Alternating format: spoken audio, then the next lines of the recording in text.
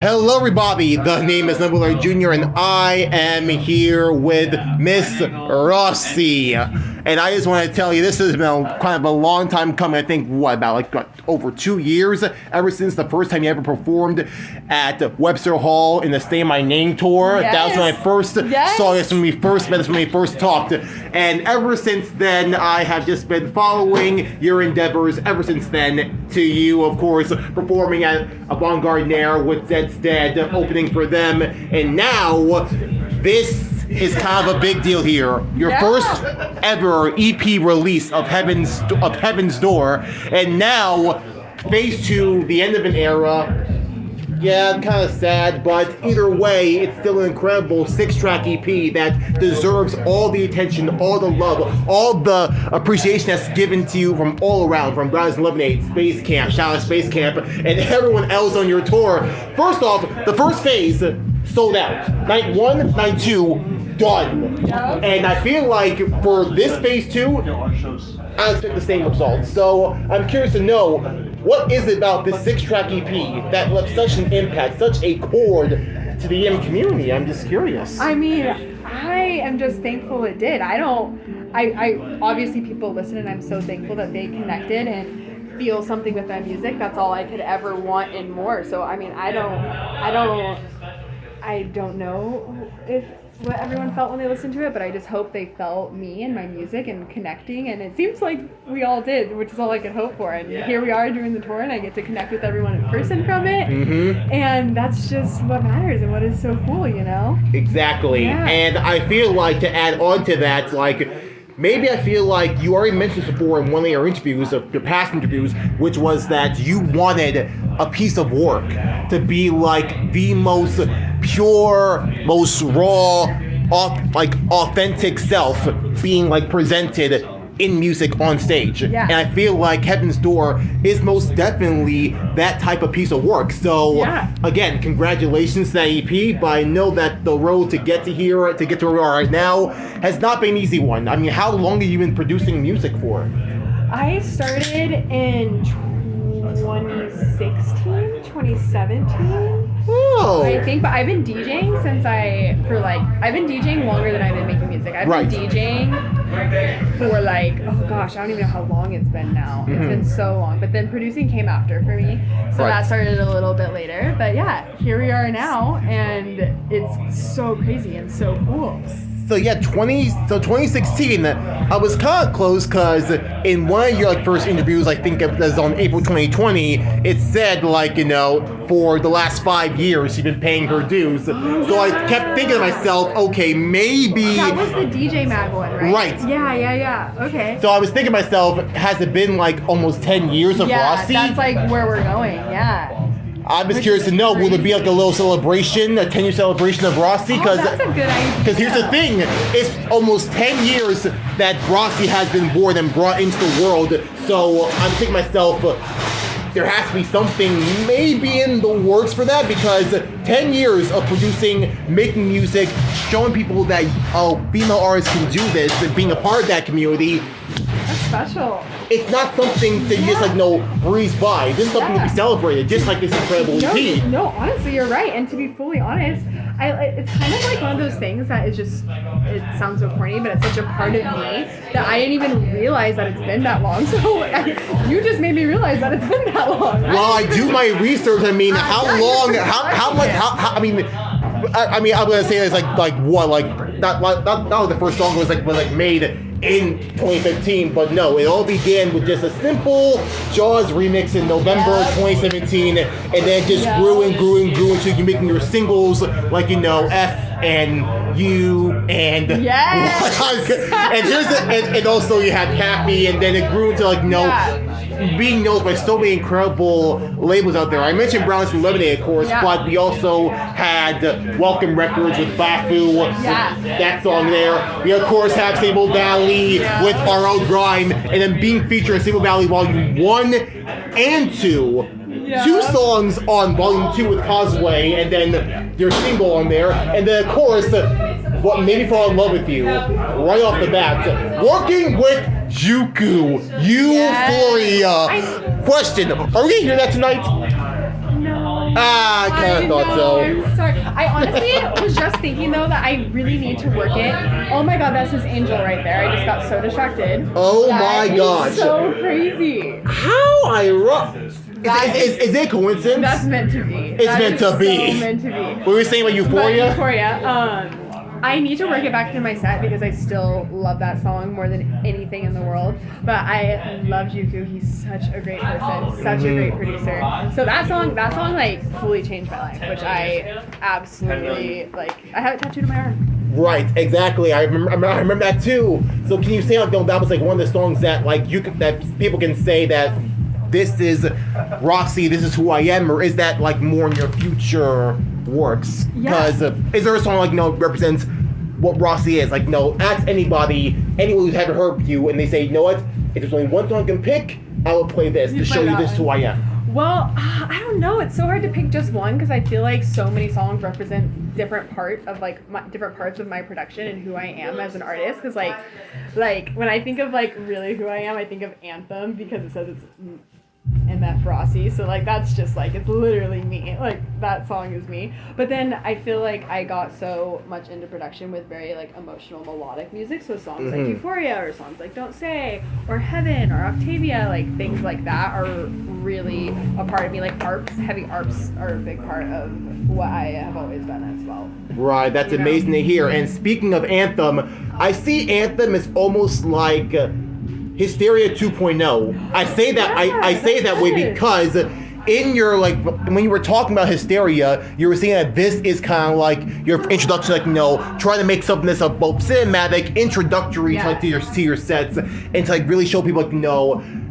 us artists, whether we're male or female, we go through a type of feeling, going through like pressure, going through stress, going through like different types of fears, going through our minds, and you making your very first music video and just like lighting that mattress on fire, representing like pretty much what, screw you, screw these thoughts, screw everything. I'm just gonna be me, and nothing is gonna stop me. So I say Anthem is kind of like Hysteria 2.0 because I feel like I don't know if that's the first track on your set, but if it is, I don't blame you because it used to be number 1. Now it's number 2. Now it's number 2. Okay. But it was number 1 for a long time. Number 1 now is an unreleased song. Of mine. It's an unreleased song, and then it's Anthem. I already knew that thanks to your Electric Forest set that someone else posted. I was like, okay. This may be kind of what we're expecting throughout the next evolution of Rossy. Yeah. So, still, Anthem is still an incredible song. I mean, we can't forget that producer tag and say, it's mother effing Rossy. Yeah. I wish I made that because I could have yelled that pretty thing loud, but you know what? Whoever said it, whoever did it, I give him props for bringing the power of Rossy to the people in their own unique way. Just Anthem is one of those incredible songs that absolutely freaking blew me away. And I have to mention one thing as well, which is, of course, talking about Brownies Lemonade. They're the ones who are also helping out with this tour. Yeah. How did you get in contact with Brownies Lemonade? So the first time I ever met anyone at Brownies, I'm trying to remember the exact year. I think it was 2017 or 2018. I think it was 2017. I was DJing like this pop-up at Electric Family, and I met someone there. And then fast forward after that, I played a set at this festival called Northern Nights, and then they were doing a stage takeover, and it started right after my set. And so I just had met them there at the pop-up I was playing, and then saw them again at Northern Nights. I think it's I met them in May, and then Northern Nights is in July, if I'm remembering correctly. And so that was how I first got connected with them. And then they booked me at that point. I played a snow globe after party they did. I played this street party they did in San Francisco, and that was kind of how it all started. Definitely I was the Doors girly. We've grown a lot together through the years, which is really cool to especially have them see the evolution and be there for so many aspects of my career and the growth and everything. So it's really cool to also have cultivated such a good friendship with them. It's more than just working together, you know. Right. It's a whole thing. And I really do appreciate Brownies Lemonade for really putting a spotlight on so many up and coming rising artists. People don't know who they are just yet. Yeah. And you, Rossy, are no exception. It's something that Brownies Lemonade has been doing and has been really trying to break down and like really try to hit each mark to a T. Like they did it with Noctu and ISO, of course, with the Shrine. They did it with Joel with Floor Space. Now they're doing it with you and so many others. I'm just so proud that they are really highlighting people like you to really shine and really show people that this is who I am. No matter if you're a male, female, no matter what, you can reach high places you can only ever dream of reaching, and I'm so happy they brought you into the Brownies Lemonade family. I thought your first time being with Brownies Lemonade was when you were at Lake Kabansnu. Oh, yeah. And I remember me crying tears, sadly not wanting to be there, but I said to myself, you know what, no, why should I mope about this when I can at least look at these artists, discover some of these artists, and experience them and their music. So thanks to me like making certain videos and trying to highlight people like you and other artists I'd never heard before, like Austin Mills and Hannah and all these other people, they're all freaking incredible. And for someone like Brownies Lemonade to highlight people like all of them and giving them a chance, giving them the spotlight, it's something I wholeheartedly appreciate, wholeheartedly support, and again, so happy they're putting the spotlight on you. Someone like you, who I see is the absolute future of trap, absolute future of bass. I mean, you are one of the rising people who are actually trying to push something out there. Here's the thing. Why, oh why? I'm telling the truth there. Why, oh why did ISO and not bring you into the Shrine? I think I would appreciate that. Hey, Remke, Aliko, and Frosttop, I love you guys so much, but remember her. Remember Rossy. This is someone who's going to be the future, and I can wholeheartedly just take it to the bank. Oh my gosh, I had to make sure I say it quickly because that's most important to me. Now, it's all love though. You guys did great. You guys did incredible. We just need a little bit of girl power in that lineup. Anyway, I'm curious to ask this as well, since this is a tour, Heaven's Door, and of course you've done a few other things as well. Like I remember you also did your own first pop-up show. Yeah, in the LA show I just did. We did my first pop-up, and it was so cool. I hope I can do that in more cities in the future. It just is. Like, obviously, since I live in LA, I have, like, the tattoo shop. It's where I always get all my tattoos. So it's, like, my, like, friends that are built in there. It made it very accessible. But as I grow and hopefully, like, gain those kind of friendships and, like, places in more cities, I hope I can do more pop-ups like that. Because it was such a cool event. Like, I wanted to be able to, like, actually hang out and chat with people. And I just was like, these are things I love and I can share them with other people. So I was like, tattoos, photo booth, music, like John Casey and Roman Silver, and like so many people played, and it was so great. And then we had like an open bar, and it was just like fun hangs. We were just hanging. Right. So I'm just curious to know, is there like are there any like differences or pros and cons to like doing a pop-up show or being on a tour, or just do like one-off shows? Like for example, like there was this one-off show you did that you highlighted Rez, and that was pretty incredible too. So is there a difference between like doing stuff like that, or? I mean, yeah, they're all so different in like how you approach them. And plus festivals as well, because then the whole slew of festivals. Yeah, everything is definitely so different with just like the logistics. More so like the logistics of everything is so different for everything. But as far as like the attitude I go in, I try to treat every show the same. Like I try to treat it like I have a lot of things I want to achieve and accomplish, so I just try to put my best foot forward with everything I walk into. So every show, like, the same. You treat it as the same. Yeah, the same. Like, I'm like, in my head, I'm headlining Coachella every single show I play. Because it's like, I want to just put on the best show for myself, and then that also pushes me to, like, always be making the best sets I can, be, like, making more edits, making more music, like, doing all the things to just constantly, like, pushing myself, leveling up myself, and growing, and doing the best I can, Funny you say you treat every show the same, because there is one show that I believe you did not treat the same at all. What show? It was Your Room, or should I say Rossy's Room, which pretty much the entire set in that one was pretty much just taking everyone back. Yeah. Way back. Yeah. Back in the 2010s, where like people considered like the golden age of EDM. We had like Swedish House Mafia, we had like Calvin Harris, we had all these like artists who were like blowing up like in Tomorrowland and like Ultra, those type of places. So what inspired you to want to create that room and like take it back to the 2010s? Yeah, well, I mean, first of all, I'm such a fan. Like, it's such a fun era of music, and like especially when I was like really falling in love with electronic music, that was part of the genre that was so big, and like all the artists that were so big, and so I have just like such a deep connection and love for it. And we all want to sing "Don't You Worry, Child." Like we all love that song, you know. So it was like I just like wanted to do something. I see you. Heaven's got a plan for you. Yeah. Anyway, you were saying. So it was just like and obviously it's so different from what I make. So I was like, this will just be so fun. We can just go sing our little hearts out. We can dance our little hearts out, and it just felt like a very fun thing to do, where like obviously everything I do is fun, but that is strictly I just like show up, I play these really good, like such fulfilling songs that we all love, and then we just create this like really fun space for it. And I'm so happy that this space has existed in a moment in time.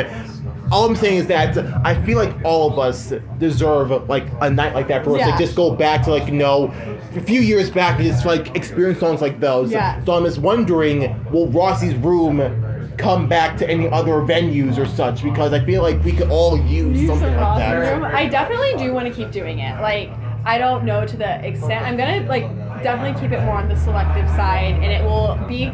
I'm always gonna have it kind of be like a second set or like an after set or like typical Rossi set plus that set is kind of like the way I think I'm gonna formulate doing it. Understood. So you kind of get like the best of both worlds. Like I don't think I'd ever do like a Rossi's Room tour or anything. I mean, never say never. You never know. But that's kind of how I'm approaching it. But I definitely want to do it like more in the future. It's just so fun. And like so far every time every time I've done it, I've only done it twice. But the 2 times I've done it, like the reaction has been so great too. So it's nice to know that it's fun for everyone. You know? And I would not do this interview had not speak about a certain someone as well, who I believe is also kind of an integral part of your journey. You guys are basically sisters. I'm Miss Girl. I know where this is going. I have to be sure I'm in uniform. We gotta talk about this lady right here. We gotta talk about this lady right here. It's upside down. I know it's upside down. Am I sure upside down? Am I sure upside down? No, you're good. Yes, we gotta talk about Pauline Herr. Someone, or should I say an amazing vocalist and artist who we cannot get out of our blood. Yes, I am selfish for this woman right here. Well, you as well. But anyway, how did you and Pauline Herr meet, and how should it kind of encourage you and help you out when it comes to singing some of your songs? Because it was thanks to her that you were wanting to sing a lot more in your future songs. Like you had the songs like It Is You and Flowers and What Do You Want, and I feel like, and now in more of these songs, I think the last one you kind of sang in was what, We Rose? Yep. Yeah, I haven't sang in a while, but you nailed all of them. Yeah, so those are the 4 I can think of. So how did she kind of like help you out? Because it seems you're very, I'm not gonna say you're scared of singing, but it's like you would when you do your set, grab the mic and start singing your heart out. Yeah. Well, I mean, we met forever ago. It feels like she's my soul sister. Like it feels like I've known her my whole life. But we met through making the song we have together called Always, and then we just hit it off, became the best of friends, and so we've been stuck by each other's side ever since then. Thank gosh.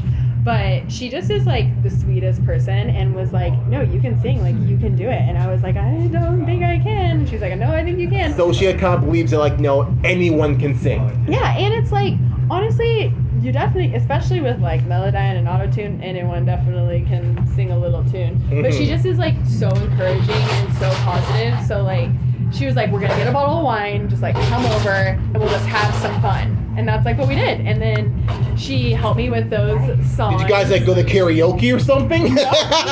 It's not like no, we're gonna get a bottle of wine, I'm just gonna book a room and I'm just gonna get you used to singing. And it wasn't even like we didn't book like a studio or anything. She just had like a mic in her room and we just had a good time together. And that was that. And then so she helped me like with all of those songs. She tracked all of them and like helped me do it all. She's so great. And we still work together on vocal stuff all the time, which is so great. Like Heaven's Door, that was a more recent one we did. And like, it's just the best. It's so great to be able to have a friend who is like the best, encouraging, positive, sweet angel from heaven above. And has the voice from heaven above. Yep, most definitely. I mean, I remember the first time I heard her voice was, I think it was 2018 when she worked with Tails, which was Ghosted. Oh, that song's so That good. song from Oscar absolutely blew me the freak away. And ever since then, the rest was history. Yeah, that song's incredible. Incredible. Oh my goodness. So, Pauline Herr, thank you so much for existing. Thank you so much, Rossy, for existing and blessing us. Existing. I'm just The light of all of our lives. No, please. I'm just a simple fan with a crazy dream of putting the spotlight on people like you. And of course, you're doing the same thing in this incredible tour with other people as well. Like we have Dev Crow, we have Mike Parkinson, we have So Dope over there, who absolutely killed it tonight, and especially when he opened for when he closed for Jules. Jules, absolutely freaking incredible job, man. And of course, not just those three. We have X Cougar, we have freaking Lightyear, we have Barrick, we have Nico, and all these incredible artists that I've yet to hear, and some of them I love. How did it feel to bring some of these incredible people together for this Phase 2 tour? So good. I'm just stoked they wanted to play. I'm like, I look up to all of them so much. And of course they want to play. They want to hang with Rossy. They just... Who wouldn't? You're making me feel so cool. But no, they all inspire me. So it just like, I'm so excited that they're here and playing. All the sets have been such good sets. And like, so many people on this tour, like predominantly every single person, I play their music in my sets. Like I have such a love for every person that's here, you know? So I'm just thankful. I'm thankful and I'm happy they're here. Thank you. We thank you all so freaking much. And again, I'm sorry I kind of made butcher some of you guys' names. Again, that will not... We're trying our best. I'm trying my best. That will not happen again, okay? Just please don't kill me in the comments. Anyway, I have to end it off with this, which is... If you want to tell us a little bit of a teaser, then okay, sure. But besides, like, the next final 3 dates that are happening in 2024 for Heaven's Door, for the Heaven's Door tour, what could be next for Rossy?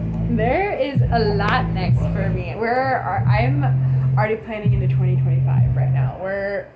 We have lots going on, so I can't say what, but we're working hard, and hopefully everyone will like what I'm doing, and that's all I can hope for. It's just that we are all happy and loving life and doing our best, right. Which is what I'm trying to do.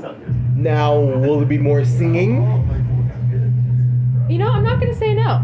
As of right now, I haven't done that, but you never know. I'm not closed. The door isn't closed to it. So understood. And hey, if all else fails, you can always just duet with Pauline Herr. Exactly. I feel like I would freaking melt if I hear Rossy, Pauline Herr not just producing together, but singing together.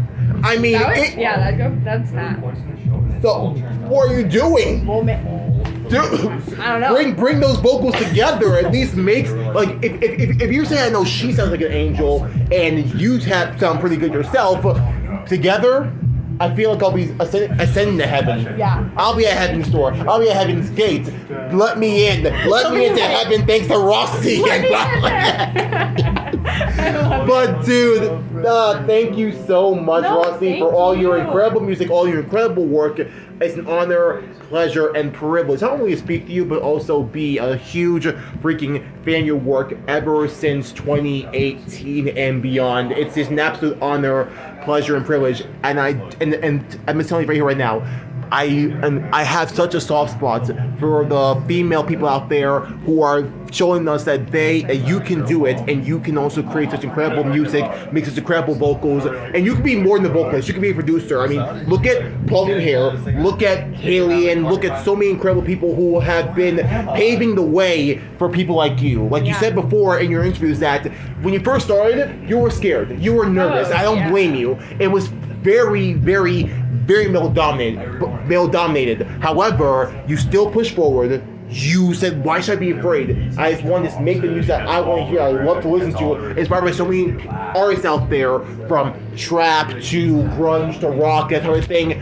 You just wanted to create music, and you did it, and you already are doing it. And we live in 2023 now, going 2024, and there are so many incredible female artists out there who are paving the way and still being such a huge inspiration for other female DJs out there in the future. I mean, we have freaking Level Up, We have Rez, I mentioned Halion, I mentioned you, I mentioned Pauline Herr, we have Toki Monster, we have Alice in Wonderland, Jessica Offreed, Danny Demand, Canna Bliss, 100 Drums.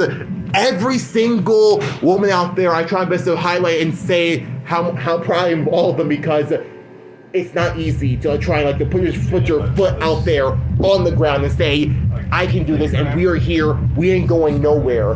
So I thank all those incredible women out there, all those girls out there. Yes, girls are most definitely running this world, and you are no exception. And I was iconic. Absolutely iconic. I will say this, I'll say something that's more iconic. This incredible movie that is called Underplayed. Look it up, watch it, educate yourselves, because I'm sorry, ever since I heard that movie, blew me the freak away. It definitely, you are right. A lot of people watch it. Every time I speak to someone who's female DJ or anything like that, I always say, make sure you watch Underplayed. I will never stop talking about that movie. Never. That's what I love. And we should not stop talking about Rossy either, because again, she is the future. So Rossy, thank you so much again for this incredible tour. So much for incredible music. You're gonna be hyped up to go play. I'm gonna be like, well, don't worry, your time will come. We just gotta see Dev Crow play, and then it will be you. Are you gonna go watch a set? I definitely will. I've seen him play about 3 times so far, and every time he plays, he freaking kills it. So good. So let me not waste any time and enjoy that set. So thank you guys so much for watching, so much for listening. This is Lemonade Jr. Rossy, remember the name. Signing out. I love you all so much. Bye. Peace.